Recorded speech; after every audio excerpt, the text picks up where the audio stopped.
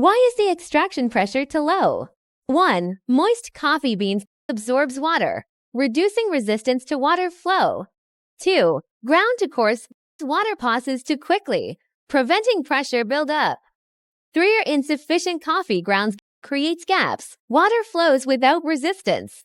4. Loose tamp and uneven density. Water channels through weak spots. How can I find the right extraction pressure? 1. Use fresh coffee beans, prevents moisture loss, and maintains oil integrity. 2. Adjust from ground size 15, finer ground resistance, test plus or minus to clicks. 3. Or switch to double wall filter. Clogging from excessive pressure. Powder to fine, recommended adjusting ground settings starting at level 15. Increase ground level.